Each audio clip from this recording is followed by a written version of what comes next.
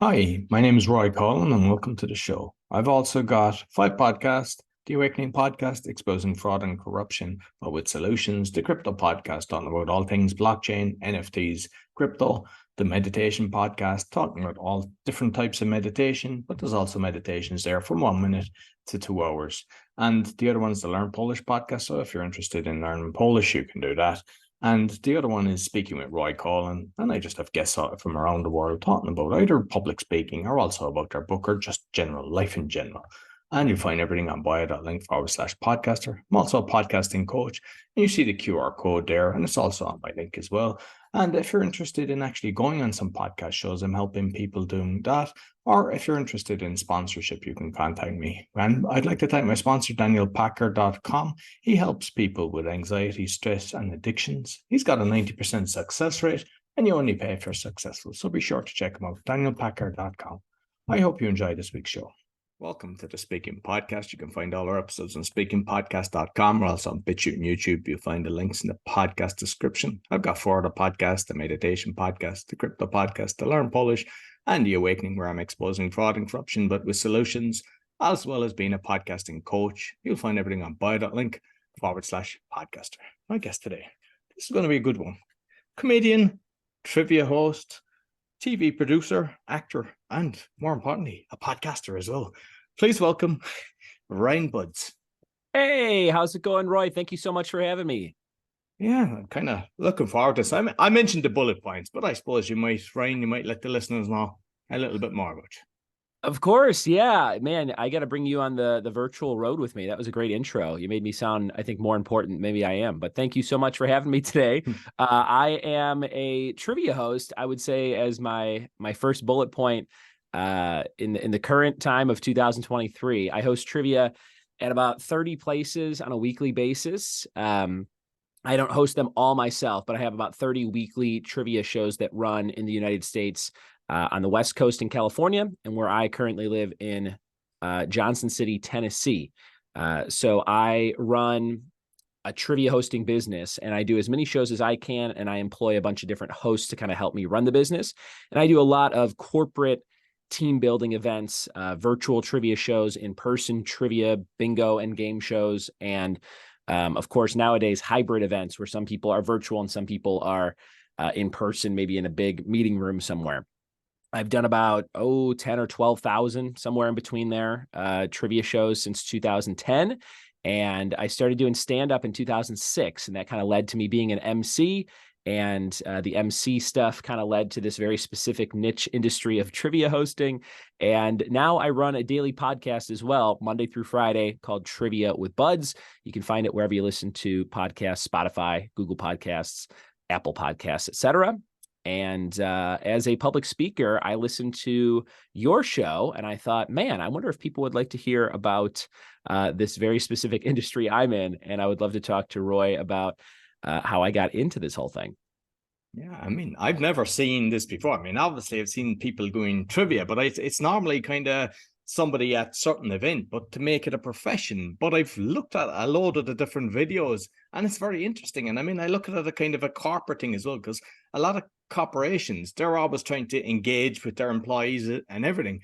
And this is a fantastic way of actually having fun, but you do it extremely professional. I mean, this isn't just even when you're doing it hybrid version. Like, I mean, I suppose let's touch on how you're actually able to create this, because it's very well. It's like looking at a show on the television and you're able to, like, you know, I forget the thing with Harvey, that guy Harvey, and they're asking the questions, you know, like, you know, if a car crash, what kind of thing, you know, what thing can happen, and you're able to change it. Like, so I was shocked at the professionalism that you're able to do.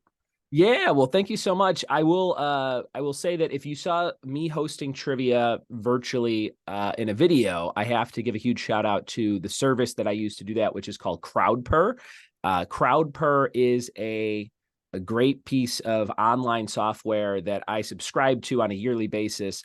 And it's this huge database of trivia questions that you can pick from. They write 10 new quizzes every week, and you can kind of go through all these quizzes and go, oh, I need a round on movies for this very specific event. And you can go, ooh, I'll take this 80s movie question. I'll take this patriotic trivia question, and you kind of push them all together. And it creates this very, like you mentioned, professional looking production of what a trivia game can be virtually, in person, or as a hybrid event. And so I can host up to 5,000 players at once. And if I have 5 players or 5,000, the system works very flawlessly. And I mean, that's what you pay for with your subscription to this thing called CrowdPer.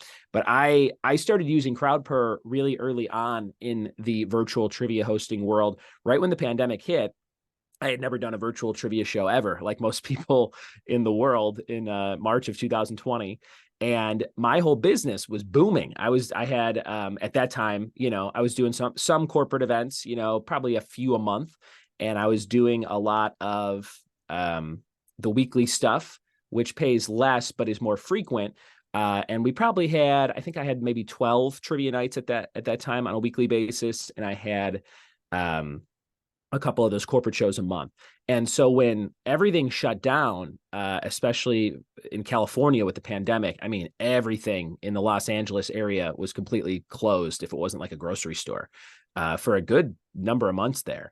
And so I was like, oh no, everything was going so well, and with everything closed, especially all the bars and breweries and all the companies not doing anything, I was really worried about what I was going to do. And I had another trivia host friend named Simon Time. He has a company called Simon Time Trivia in the Orlando, Florida area. He started doing Facebook live stream trivia shows. And I had gone live on Facebook up until that point, maybe a few times. You get like 2 viewers and you're like, okay, I'm not doing this anymore. But at this time, if you went live, there was so little to do. Everybody in the world, and everybody, especially in like my area of California, they were just like looking for any kind of entertainment, any kind of anything. So I started going live in my garage with my microphone and speaker setup. I didn't even have it hooked up to the computer. I would just stand with my microphone because I saw this other guy doing it. And I would ask my trivia questions like I would do for 2 hours at a live location at a bar or a brewery. And people would start watching, and the number would be like, 20 people, 30 people. And during the height of the pandemic, at the very beginning, in that first couple of months, March, April, May, if I did like a themed trivia show like Disney or Marvel or Star Wars, we'd have like 200 or 300 live stream viewers. And I would let people play the game for 2 hours, and I would entertain them like I would if we were in person. And I would put my Venmo and PayPal up on the screen, and I would make $300, $400, $500, $600 in tips. And I'm like, this is more money than I would have made if I was out, So that's when something started to click, where I'm like, wow, people really like this virtual trivia thing.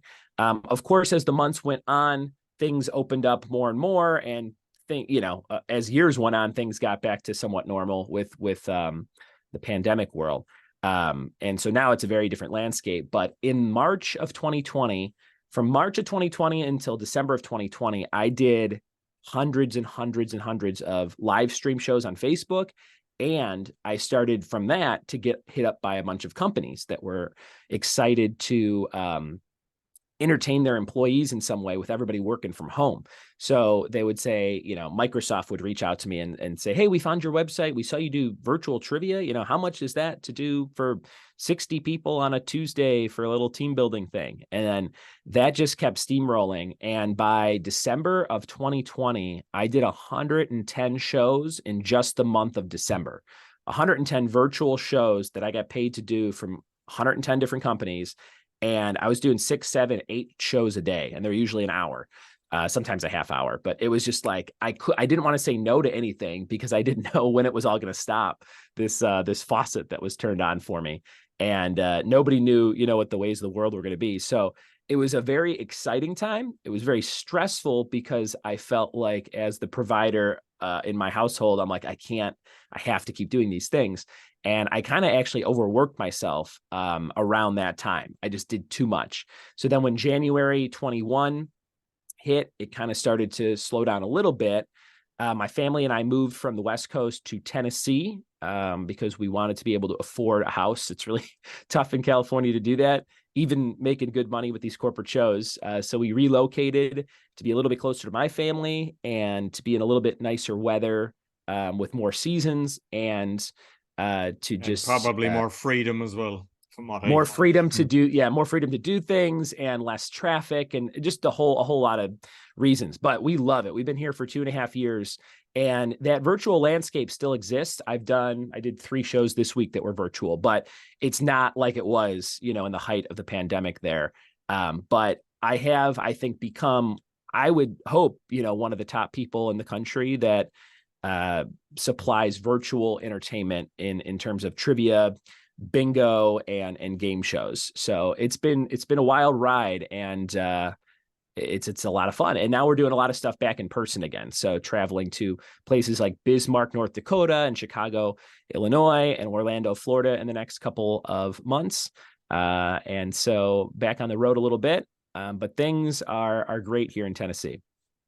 Excellent. And I know it myself from doing the podcast, I try to limit it, but there's times where people will book it without me actually seeing the different times. And sometimes the most I've done is 5. And now I try to have at least an hour in between and maximize 3. But I mean, if you were doing 8 kinds, it is hard to keep your energy levels up, because I mean, it's you can't wing something like that. You have to be totally focused. And I'm just wondering, how did you bring your A game? Because you know you're going to lose a client if he's your 6th or 7th.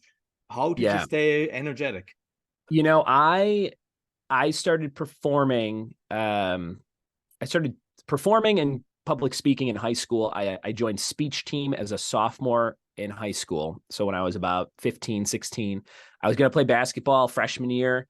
And I was really good at basketball when I was a kid in our church leagues. And then I got to high school and everybody could dunk as a freshman. And I was like, oh, I don't think this is going to be good. I'm not going to be as good as I thought I was. So I quickly skedaddled out of basketball, and I saw that there were tryouts for speech team. And I always liked acting and making people laugh and things like that. So I got into speech team in high school. And I think a lot of the skills I learned in those 3 years being on speech team, I made it to the state level my senior year for an event called Humorous Interpretation, where you just have to play a bunch of characters and tell a story in an 8-minute setting in Illinois, state speech rules. Got really good at just always knowing when to bring it, I guess. There were judges for a lot of these events, so you have to kind of be on, and you have to do the show multiple times per day in these speech tournaments. Usually you do 3 rounds, and if you do really well in the 3 rounds, you qualify for the final round. So as a high school kid on a Saturday morning in the winter of Chicago, I would wear a hand-me-down suit and get to my school at 5:30 a.m. to get on the bus. And it's just like playing a sport. You have to keep, stretching and working those muscles and doing the things over and over again. So I think doing that every Saturday for 3 years kind of taught me hey, you got to perform more than once sometimes. And I think quite a bit about, I come from a family of teachers. And so both my older brothers are teachers. My sister got a teaching degree, but doesn't teach at this time. I have a lot of cousins and aunts and uncles who are teachers. And I almost was going to be a teacher before I got into sort of the entertainment world. And I think teachers have to do that every day. I mean, if you're a good teacher, you have to, I think about when I would have those busy days with the pandemic times, I was like, my brothers have to do this every day. They have to teach 6 periods out of 8 periods probably a day. And then they have 1 off for lunch and 1 planning period, something like that.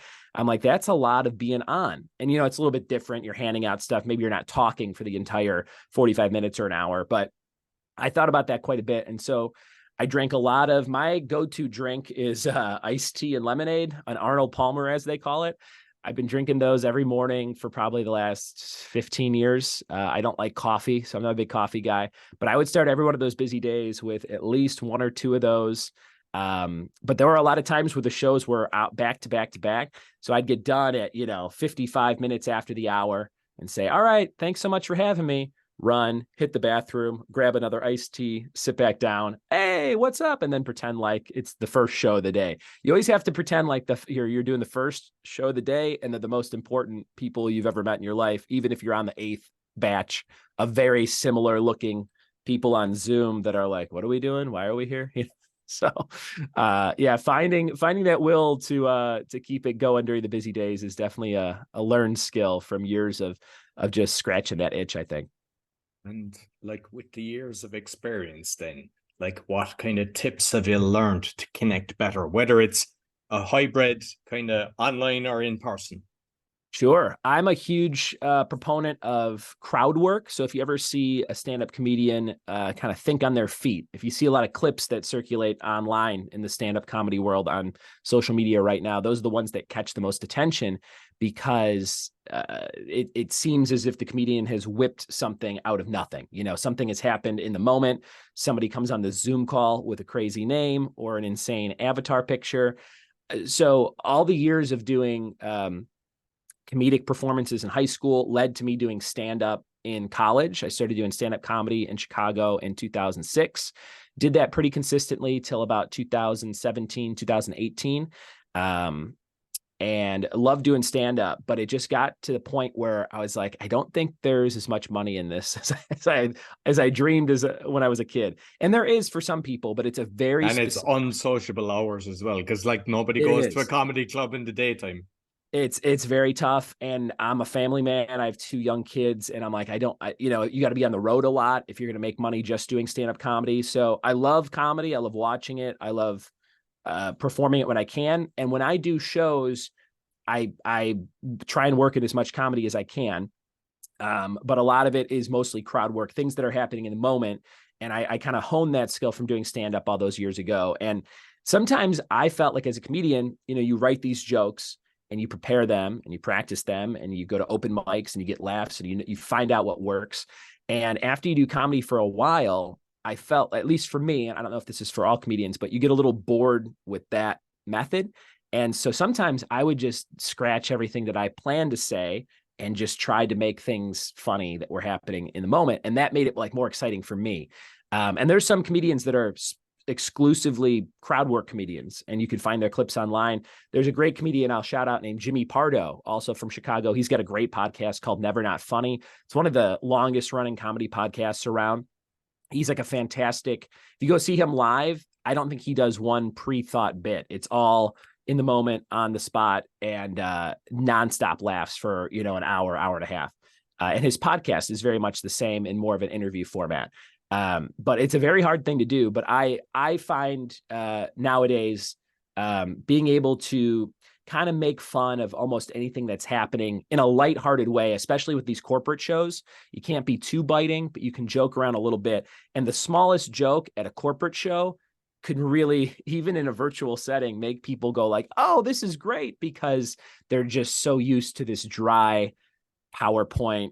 Let's talk about this stuff, have a meeting. They're not used to any kind of entertainment. Sometimes, actually, most of the time when I'm doing these shows, they're for groups that have never had this kind of thing, and they're trying it for the first time. I do have a lot of repeat clients too, but more than not, I'll get on a call and I'll say, hey, have you guys ever done a virtual trivia thing? And they're like, no. They're like, we never really do any, we do a lot of boring meetings virtually, but we don't do any entertainment. This is our first time doing it, or they're like, oh, we did a magician last year, but we've never done trivia. So every show's a little bit different. And it's always exciting for me to see what the inner workings of these companies are like. I mean, I've done shows for Disney and Marvel and Netflix and YouTube and the Los Angeles Lakers and every kind of company you could probably mention in the last couple of years. And it's so funny how they're all the same, no matter what the company is. They're all, there's a group from HR, a group from marketing, or a group from payroll, and they want to have fun with their colleagues, and they have budgets to do it. So that's something I should mention. I just want to put that out there. Companies have budgets for entertainment.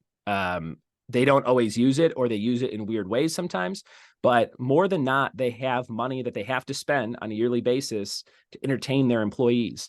And when the virtual stuff started happening, I didn't really know exactly what to charge for these kinds of things, because I had only done in person, but you had to kind of put together in your head, you're like, okay, these are a bunch of people that work at a very fancy billion-dollar company, and they are used to doing stuff in person where they might have an open bar and catering and a live band or something. They might spend tens of thousands of dollars on a company team building or company appreciation event.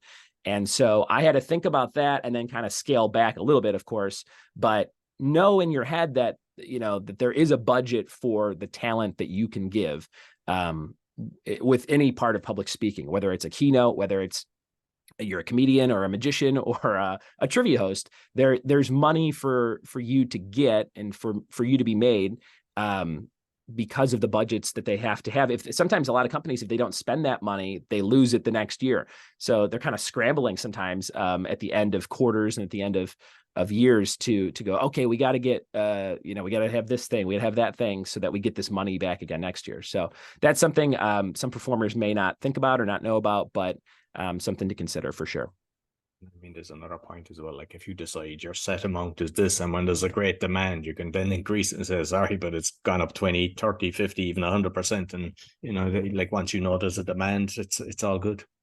Yeah. And being able to, mention to people how many shows I've done and how many companies I've done shows for and celebrities I've hosted trivia for, all those things are attributes that now help me. Because if you go, I'm a trivia host, a lot of people are like, what's that? But if you go, I hosted trivia for Harrison Ford, they're like, what? Han Solo? Indiana Jones? It immediately elevates, they're like, how did you get to do that? And then you tell that story, and then they're, hopefully they tell that story to someone else they know. If somebody ever goes, do you know anybody that does like a trivia or game show thing? They're like, I know this guy who hosted for Harrison Ford. So it's repeating a lot of the things over and over again, but always being able to pitch yourself as hopefully somebody that can get that job done. And I've seen one of the ones with Family Guy, and I to be honest, I didn't know many of the different people there. Obviously, I know the guy Sure. that does the voice for that, and Ashton Kutcher's wife, the Mila Kunis, Milena. Yeah, I was very lucky enough. I think that was summer of 2021. So it was after about a year of the COVID pandemic stuff. Got hit up by Fox to do trivia for the cast of Family Guy at San Diego Comic-Con. They were doing it at home that year. So I think they did 2 years of virtual Comic-Con with no people in person. And so I was very excited because I grew up watching Family Guy and had seen a lot of the episodes and always admired all the talent on the show. And so they said, yeah, we want to do 3 rounds of trivia on Family Guy for the cast of Family Guy, and you'll kind of moderate it and run everything. And I was like, okay. So we did it virtually, and you can watch the whole show on my website. Like Roy just mentioned, triviawithbuds.com. It's on my homepage. You can click and watch a clip, and you can actually watch the full, it's about a 35-minute YouTube video. But it was very fun to do. It was fun to prepare. I created the questions and kind of sent them to the powers that be, and they would give me notes and send them back. And then eventually they settled on these 30 questions over 3 rounds. And we did 10 questions each round. And it was sort of about, very specific stuff about the show, because these are the people who made the show. So we wanted it to be fun, but also a little bit challenging. Seth MacFarlane, the creator of the show, ends up winning, of course, because he knows everything about the show. But there were a few stumpers in there, and they kept making fun of Mila Kunis for not getting a lot of the questions right, because she's like, I don't remember any of this stuff. But there's a lot of fun moments you can watch in that video. And that was a very challenging show for me because, like we mentioned earlier, as the host of the show, I'm usually the one that is trying to elevate everything and make it a little bit more fun and try and be funny and entertaining. But when you're hosting for people who are professional entertainers, that they're the reason people are watching this video, you don't really want to steal any kind of spotlight. At least that's how I felt. I wanted to keep everything moving along, but I know that people are watching this video for these celebrities, for the show that they love. And so it was a little bit challenging to know kind of when to talk, when to jump in, when to kind of move it along.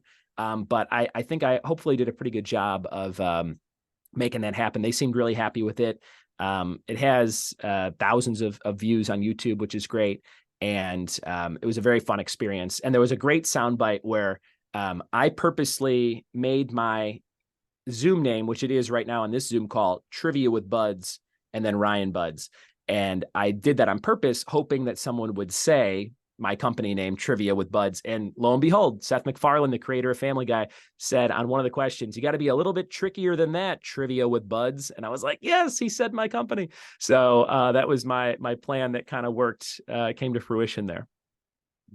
And I mean, at the end of the day, it's all about marketing and making sure you get the name out and everything. Because, sometimes, I mean, obviously you're a podcaster yourself, sometimes people don't even ask you for your domain name or anything, So You're right.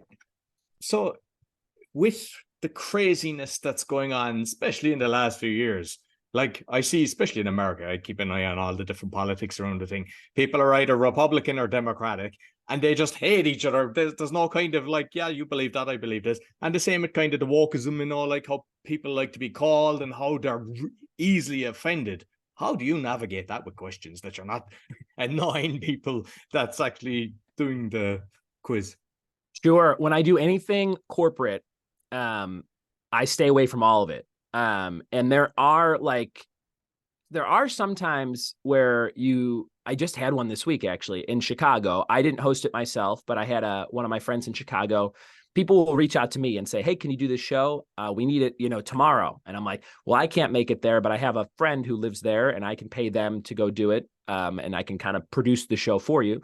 So they wanted to do Family Feud, which is a popular game show in the US. And we prepared all the stuff. I sent the guy to do it. But they wanted to include their own questions. And the questions they included were so raunchy, like way raunchier than the show. But they were all specific jokes about their employees and very personal, like, hey, which one of these people would most likely get caught cheating on their wife? Like stuff like very like, whoa, this is sort of like blue for the corporate world. So every once in a while, those gigs pop up. But as somebody who's preparing these shows 99% of the time, you got to stay away from all that kind of stuff. And it's very lighthearted and the categories are very, I'll say PC, there's nothing in there that's shocking or anything. I had a question about Will Smith. It was Will Smith slapping Chris Rock at the Oscars. And I was doing a show for interns at a company recently, and we were doing 2 shows. And the first show went great. Everything was fine. But the person who booked me said, can you take out that question about Will Smith slapping someone? And I was like, sure. In my head, I'm like, why? He did it. It's not like I made that up or something. And it was a pretty worldwide known thing. But for some reason, that was an alarm to who booked the show. And they're like, we don't want to, I don't know, condone violence, maybe. I don't know what it was, but there was something about that question that the booker did not want in the second show that we did. Took it out. Everything was fine. And that was a client I've done 3 or 4 times now. But every once in a while, there's a certain type of question that may not fly. But my job is to always hopefully make everything super kosher, super PC, but also still very fun. And I kind of stay away from a lot of that stuff on social media. I find, man, in 2023, it is hard to scroll for 2 seconds without seeing something that you're like, come on, like, I don't even want to read it anymore. So I like social media for everything it helps me do, but from everything it helps me do for work, I'll say. From an actual social standpoint, I could take it or leave it. I don't get a lot out of just scrolling and reading stuff like I used to. I would say 5 years ago, yes, I was very involved in everything that was going on and watching election news and stuff. Now I just want it to go away from a personal standpoint. So everything I do, when I do my shows at a bar on a weekly basis, I'll have a question about something that might be a little bit more Republican or a little bit more Democratic or somewhere in between. I do shows in Tennessee where like drag shows are banned for the most part. I like to toy around with that a little bit and have a question about RuPaul's Drag Race or something.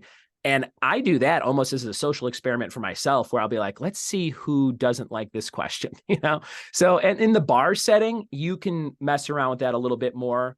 I wouldn't typically do that in the corporate setting. But I think keeping it fresh, keeping it fun, keeping it relative to what is going on in the world. So if somebody, if something major is happening, I will have a trivia question about it to try and get people excited or talking in some way. Or if I can create a social media graphic based on a certain question that I think will engage people to make them go, ooh, or, comment on it, or maybe check out the show. Of course, I'll do that. Yeah. But, trying to stay woke or unwoke or any version of that is, I think, impossible to do Also futile. I think it leads to nothing. And I think by the time you figure out how to be what you think you're supposed to be, then the script changes again and you have to figure it all out over again. So that's my take on all that, I guess. Brilliant. And like, I'm not sure about online. Do you have any kind of issues with people that are maybe drunk, but definitely in the bar setting, there's always somebody. How do you deal with the person that's a drunk and this is just ruining it for everybody else? Sure. It's, you know what? I don't know if I can't imagine that I command some sort of presence that lets people go like, oh, don't mess with this guy. I think I look like a guy you would mess with. And it doesn't happen as much as you would think. I would think maybe early on, I did a lot more bars when I was younger and first getting into this thing. I would do a lot of bar trivia. And most of the places I do now are breweries. And a lot of people don't realize that breweries, I don't know if it's like this in the UK, but in the US, a lot of breweries are sort of like family friendly. You know, it's almost like a brewery is usually owned by a family. And it might be somebody my age that has kids that are running around the brewery while they're making beer. You know what I mean? And breweries usually have an outdoor element, you know, where they have lawn games and things to do. And I bring my kids to work with me sometimes. They're 5 and 8. They'll help me pass out answer sheets or collect raffle tickets and things like that.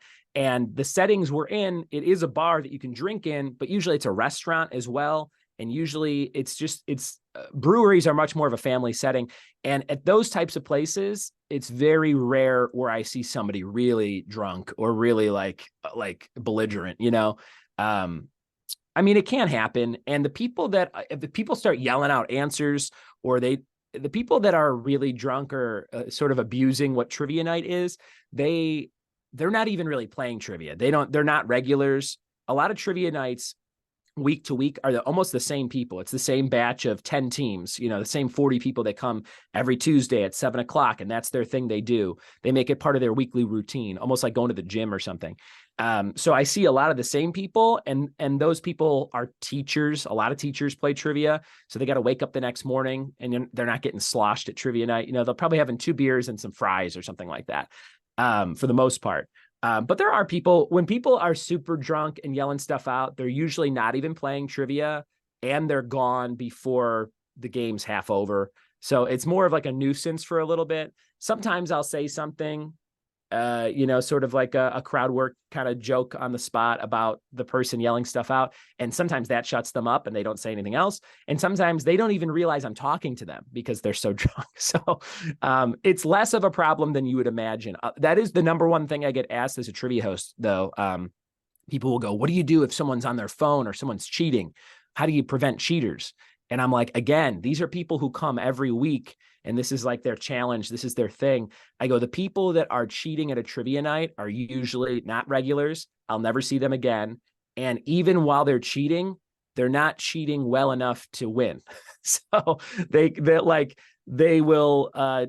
write down half the questions and look up the answers and turn it in.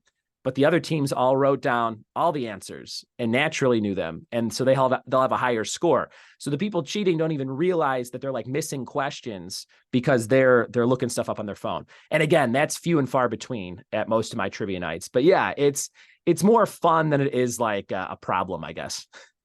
Brilliant. And like, I just know from the podcast, like I'm doing it 5 years. I know you're 7 years, you're celebrating your 7th year now with the thing, but with the trivia nights themselves, like, is it like the podcasting that you just love it, you get the buzz, or is it a kind of a chore at times? I would say that 1% of the time it's a chore. I would say, you know, if I'm doing 100 shows, one of those shows I show up and I'm like, man, I just don't want to do this right now. But it's still one of those things. It's still the best job in the world because it's 2 hours long. I never do anything for more than 2 hours. Because nobody wants to be entertained by trivia for more than 2 hours in a corporate setting or in a bar setting. It's just kind of the limit. So when I think about people complaining about their jobs, or when I used to complain about my office jobs where I had to be somewhere 9 to 5 or 10 to 10 and just sit at a desk and going like, what am I doing? Whenever I would sit at my desk at every job I've ever had, I go, what am I doing? Like multiple times per week, you know, because it wasn't my passion. I've never really said that with this job. And it was a side hustle from 2010 to 2017. And then in 2017, I made it my full time. I'm like, this is going to be my thing that I do. And it's been smooth sailing ever since. I make the most money I've ever made in my life right now. I'm the busiest I ever been. I work all my own hours. So there's very, very little room to complain. But there is still once in a while where it's just a certain night. Maybe I don't feel well. Maybe I'm not excited about the questions or something. And it'll just be like, all right, I got to get through this. But hey, it's 2 hours. What am I complaining about? You know what I mean? And it's still a lot of fun. But I really get a kick out of it. I think that sometimes in life you do a lot of different things, and eventually it all turns into this cornucopia of, oh, this is what I'm supposed to do. This is the perfect combination of stand-up, of public speaking, of performing, of making people laugh, of preparing pop culture things that I'm into. A lot of my trivia is very pop culture based. That's all the stuff. If you could see my office right now, I'm surrounded by toys. I have a lot of toys and collectibles and posters and, tchotchkes and all kinds of stuff. So when I'm sitting coming up with trivia questions, I'm like, ooh, Seinfeld, because I have like a Seinfeld figure up here. And then I think of a Seinfeld question and whatever. But it's, I surround myself physically with the things that I also ask trivia questions about for the most part. A lot of trivia nights are very academic in the US. And so when I would go to trivia nights and they would ask a question about 16th century British royalty, I would be like, who the hell knows this? You know what I mean? Like, I don't know this. And so I was like, if I ever hosted trivia, I would make it Disney, Marvel, fun stuff, movies, television, video games, comic books, the stuff that I like to remember about, and the stuff I remember fondly as a kid, nostalgic things. And so that's another compliment I get doing this job is I like that your trivia is more based on fun stuff and not so much academic stuff. Now, of course, there are people who come out that love academic trivia and they go, I wish you would do more questions about British royalty from the 16th century. And I'm like, oh, but it's way more on the other hand. People like the funner stuff.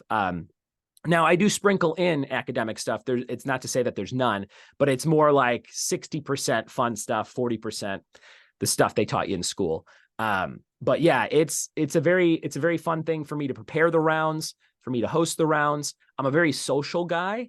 And I love meeting new people and I love talking to strangers, and I get to do that every single night and get paid for it. And I really admire that that's my job. And so I think all these skills that I've kind of acquired over the years have led up to this one very specific niche job that, again, when I tell people I do it, I go, I'm a trivia host. And they go, oh no, but what do you do for like a living? And I'm like, oh, I do this. And then you have to kind of explain, in a way shorter version of this podcast, exactly how you support a family hosting trivia at bars. But it is a very fun thing. And I think it's rare where people get to the point in their life, or maybe they get there way later, and they're like, oh man, I'm in my 60s. I wish I would have found this kind of profession way younger. And I thank God every day that it all worked out this way, because I wake up every day super happy, super energetic, and super excited to get out there and do stuff. And sometimes I'll talk to my wife and I'll say, hey, I got a day off tomorrow. And she'll go, oh, great. And I go, what? And she goes, you're going to get so bored in 10 minutes. If you don't, she knows if I don't have something to go do, I'm going to nag her and bug her that whole day. So I am a creature of habit. If I have a day off, I'm like fiending for some sort of fix on something. And sometimes I'll still go and hop on Facebook and do a live stream, like I used to do at the very beginning of pandemic, just to host trivia on a day where I wasn't supposed to host trivia, and hopefully get some sort of feedback from an audience of, it could be 3 people, but it's like, all right, I did it, and the podcast that you mentioned that we haven't talked about yet, it comes out Monday through Friday. And it's a daily trivia podcast. So that's another way of scratching that itch. If I don't have something going on, at least I have the podcast to record. It's all usually under 10 minutes. So it's just a daily dose of trivia. And I use a lot of the rounds that I use at my live trivia nights. I have these PowerPoints of 11 questions. And I just record those. And so each episode is 10 or 11 questions. And it might be, here's 10 questions on soda pop. Here's 10 questions on world capitals. Here's 10 questions on X-Men characters, something like that. And I record usually all of those in a batch. I'll do 5 in a day. And then I just schedule them to go out Monday through Friday. And we just hit 2 million downloads since 2017, which is, if you put out a YouTube video and it gets 2 million downloads or views, it's like, it's not that big a deal. In the podcast world, those numbers, massive, I think, mean a little bit more. Yeah. And so, when you're doing this, you're kind of hoping people listen and get on the bandwagon. And the show had many different forms over the years. It used to be very long form, like 90 minutes, and I would have guests on and we'd talk, and there was very little trivia. And then from reviews early on, I realized I got to make this thing more trivia based and quicker. And then I started thinking, man, if I start putting out daily episodes, I will have more frequency on people's devices when they subscribe to the show. They're going to see my show more often. They're going to see it every day. And maybe that leads to more clicking, more listening, more downloading. And that's exactly what happened. So I've been doing it daily for probably the last 3 years now, since 2020, I think. And it's really grown quite a bit. And in January of this year, I had my most downloads ever. I think it was 110,000 downloads in January. And we were usually getting like 40, 50, 60,000 a month. So I don't know what happened in January. I still can't figure it out. I've tried tracking back and searching, and I found a few things I was mentioned in The Guardian, which was really cool. So I did find that, but that was sort of like in October of 22. So I don't know what this surge was in January, but we went up to 110,000, and now it's more like between 60 and 100,000 every month. And so that's very exciting. And so we just hit 2 million total downloads in after 7 years, but we 500,000 of those downloads are just from this year alone. So from January to July, we have a quarter of the whole 2 million. So hopefully it just continues to grow, and very excited about where that will take us. Brilliant. And I see it's in the top 0.5% as well of international podcasts. So congratulations on that. Hey, thanks, Roy. And I'd say with them numbers, you're going to just jump even further with that. That's incredible numbers. Thank you. Thank you so very much. Yeah, no, listen, it's fascinating. And like when you were on about like how much you love what you're doing, because we didn't actually touch on it, but acting is a very hard job. And a lot of people, there's a lot of casting before you get a job. So, I mean, you've seen that side of it. So you might just touch on that. Yeah, of course. Yeah, I lived in LA from 2010 to 2021. So I was out there, or 2012 to 21. I was out there 9.5 years. My wife was from there. We got married, and I was pursuing entertainment. And she's like, "Do you want to move out there with me?" And I said, "Let's do it." So we moved out there. We had our kids out there. And I worked on a bunch of different TV shows. I worked on a bunch of different movies. I was sort of infamously in this movie called Sharknado that came out. There were 6 Sharknado movies on Sci-Fi Channel from 2013 to 2019. And I got to be in the first one. I was beach victim #1, and I'm covered in blood, missing my leg from a shark attack on a beach. And to this day, that's like my IMDb picture if you search my name or you look up that movie. So that follows me around everywhere, which is kind of fun. I have a picture of it right here. Actually, I could show for the video watchers. There's me as beach victim #1 with my leg all sliced up. But I got to do that. I worked on a game show called Minute to Win It. So I got to see all the inner workings of how a game show works. That was very fun. I worked on a clip show called Ridiculousness, which is still on to this day. Over 1,000 episodes of that show have been produced. And it's a clip show very similar to America's Funniest Videos, which is also still on. But I had to find a bunch of clips of people falling down every day for like 3.5 years. So I've had a lot of very interesting jobs, and I've done a lot of acting over the years. And all of those things just sort of made me go, all right, this sort of, and a lot of people mention this, but like the Hollywood dream that you think about when you're a kid, you're like, I'll grow up, I'll be an actor, I'll be in movies. None of that really adds up, at least for me, and for a lot of people, I'll say, to what you thought it would be. It's just like, oh, this is what this is. This is how you make this kind of a movie. This is how you make this kind of a show. It was all educational, and every experience helped me grow in a lot of different ways. And I had very few bad experiences in LA. I didn't have any kind of like nightmare things that happened. They were all very interesting and fun. And even when the product came out and it maybe wasn't very good, it was still like a learning experience. So I loved doing everything that I did. But I did kind of get enough of it, I feel like, in 10 years. And that was a big reason we moved to Tennessee from Los Angeles. We got to the point where I'm like, I don't think there's anything out here that I'm going to be missing out on. I don't think that like if we move somewhere, I'm going to be like, oh, but I didn't get to do, thing X. I feel like I got to do everything I wanted to do with comedy out there, with acting, with working on TV shows. Something I did really learn was I wanted to be a television sitcom writer. Like I wanted to write comedies. That was a big reason of moving out there. I'm like, I want to get into the writing world. And I got to see what that was like. And the whole process and the whole thing was just not at all what I imagined, more than anything else. Acting, it was kind of what I imagined it would be like, but like the writing world and seeing writers' rooms, and it almost had like a scary effect where I was like, ooh, I don't want to do that at all.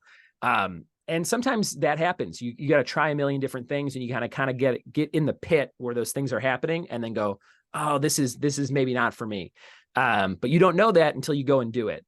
So all those experiences over the years, they just kind of, again, led me down this weird funnel to what I do now with the trivia stuff.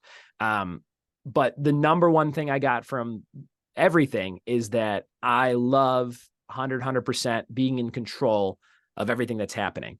I love that people hit me up on my website. I work for a few agencies that help me get gigs and stuff, but for the most part, everything comes to me and then I get to decide what happens. And all the trivia nights that run under my banner, Trivia with Buds in California, all the hosts that I use, I'm at the top of it in terms of like, I got to make sure people show up and they do their jobs and people have a good time. But I like that responsibility. And the idea of going and working for someone else, I just can't imagine doing it anymore. I say it to my wife all the time. I'm like, can you imagine if I had to go and sit somewhere for 10 hours and answer to somebody else after doing this for like 7 years now? She's like, you could never do it. She's like, if they gave you, quadruple what you make now, she's like, you would never last. And I'm like, I know. And another huge part of that to kind of close out, I think, is I get to see my kids grow up every single day. And I started the LLC, the company Trivia with Buds. It's called With Buds Productions. So it's a little bit more broad. So I could do more than just trivia. But I started that company the day my son was born. So I had a daughter. She turned 3. And I was so busy with the day job and with doing this trivia stuff at night that I only saw her on the weekends. It was like I was co-parenting with my wife because I was just so busy. And she got to be about 3 and my son was born. And I talked to her and I said, I can't do that again. And we gotta switch this whole thing up. And I go, I think I'm going to do this trivia thing full time. And she goes, I support that. You'll make it work. And so that it's been smooth sailing ever since, because I've seen them every single day, minus a few when I was traveling and stuff. His whole life and her whole life that she can really remember from 3 on. And she's going on 9 and he's going on 6 this November. So that is the biggest part of all of it. The income, the career, the business, all that stuff's great. But the idea that I get to see my kids every day and hang out with them and wake up with them and take them to school and pick them up from school, all those things I get to do are the most invaluable part of the whole thing. And coming from a family where I was youngest of 5 and my dad was an iron worker and he worked 6 or 7 days a week. And when he would come home, he didn't even want to see anybody. He was so tired. It's a very different world. And I didn't connect with my dad until I was an adult, until I was about 18. And we didn't have a bad relationship. He was just so busy. And I was the last kid of 5 and I was way younger than my older siblings. And so I saw that. And that was a big reason too, where I'm like, if I have kids, I need to make sure that I am with them as much as I can, but also still able to support them. And this whole world of trivia hosting is the ultimate way to do that. And I'm very grateful for that every day. Well, just finally, because I mean, with your massive downloads and just kind of promoting yourself, I always like to ask my guests about the social media, what they think works. I mean, nobody really wants to be doing it because it's a time suck. I don't know, do you outsource it? But what do you think serves you best in social media? Social media for me as a trivia host is posting clips of the podcast. So I basically will, once my podcast is up, I do a little screen record on my iPhone. So it's a vertical video. I record the audio playing for 15 seconds, maybe a couple questions, something like that. And then I'll post on Instagram the link to the podcast specifically. So if someone's on Instagram and they go to stories and they click on it, they might hear a question about something that they're interested in. And it's like, hey, if you knew that answer, listen to the whole thing. And then they click on the link and then hopefully they subscribe or check out the show. I do a lot of little clips like that. Mostly Instagram. Instagram and Facebook are my two social media babies, I guess. I have a TikTok. I haven't utilized it in the way that I know that I should. I never really got into Snapchat because I loved Instagram so much. And plus you build up these followings, okay, I have 3,000 followers on Instagram.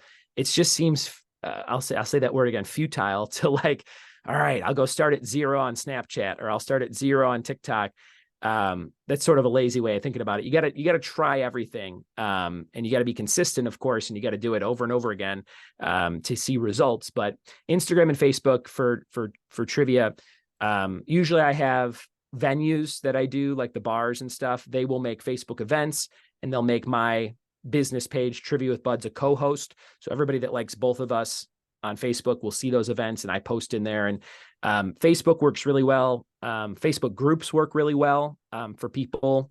I had a pandemic trivia players Facebook group and posted in there. And that's where everyone saw the live stream feeds during that time. And I still interact with those people from time to time on there. But yeah, Twitter, of course, is sort of in a weird turmoil state, right? I think it's called X as we talk right now. Yeah. It's X. So I did mess around with Threads, the new Instagram version of Twitter, and posted on there for the first 2 weeks, I think. But then I forgot about it. I just forgot that it even existed. So I would say, just trying a little bit of everything always. I'm not against any kind of social media. It's just, you got to kind of pick a few and stay in the lane, I think, for consistency. And it's very hard to do all of them. I should hire somebody. I should hire a young college kid that I used to be. I should hire somebody like I used to be very excited about posting stuff and make them do it. I think that might work out for me. Yeah, no, perfect. Excellent advice. So Ryan, thoroughly enjoyed the conversation. You might let people know how they can get in contact with you. Of course, yeah. The hub for everything is triviawithbuds.com, and that's BUDDS. So it's like flower buds with an extra D, triviawithbuds.com. You can also find me on social media at Ryan Buds, RYANBUDDS, on just about everything, and Trivia with Buds on Facebook. The podcast is called Trivia with Buds, but you can search trivia on pretty much any podcasting app and just find it from the search results. It usually comes up somewhere in that first page, Trivia with Buds. The logo for the show right now is me dressed as Ted Lasso, because I got to host trivia for the cast of Ted Lasso. Apple flew me out to LA a couple months back in May, and I got to meet Roy Kent and Jason Sudeikis, who plays Ted Lasso, and it was a very, very cool experience. So I had a friend draw me as sort of a caricature of Ted Lasso. So look for that on your favorite podcasting app. And Roy, what a treat to be on your show. I think it is such a tool people should use and listen to on a weekly basis to get these tips and to meet these different kinds of speakers. I love it, and very grateful to be a part of it. Thank you very much. And Ryan, I'll make sure that I put all the links, including your podcast, on both the audio and the video. So, and one last thing, if anybody ever needs help with getting started in this world, I'm happy to help you free of charge anytime. Send me an email, ryanbuds@gmail.com. Hey, how do I host trivia? How do I get this going? How can I get into this world? I'm 100% happy to help you with anything that you need help with. ryanbuds@gmail.com. Brilliant. Okay, perfect. Yeah. So that's all for the Speaking Podcast. You'll find all our episodes on speakingpodcast.com. As mentioned, we're on BitChute and YouTube. And be sure to find my other 4 podcasts along with my coaching bio.link/podcaster. Sure to give us a thumbs up, 5-star rating, share with your friends. And also make sure when you go into Ryan's podcast that you give him a 5-star rating and a nice review, and subscribe as well. It all helps. I mean, if he got 500,000 in the last 6 months, let's try to get him a couple of million this year. Until next week, take care. So I hope you enjoyed this week's episode. Be sure to give us a thumbs up, 5-star rating, and share with your friends. And you'll find all my shows with the QR code or bio.link/podcaster, as well as my podcast coaching. And I'd like to thank my sponsor, DanielPacker.com, helping people with anxiety, stress, and addictions. He's got a 90% success rate, and you only pay if you're successful. Also, if you'd like to go on a podcasting tour, I can help you do that. And if you're interested in sponsorship, you can contact me on my bio.link/podcaster. Until next week, take care.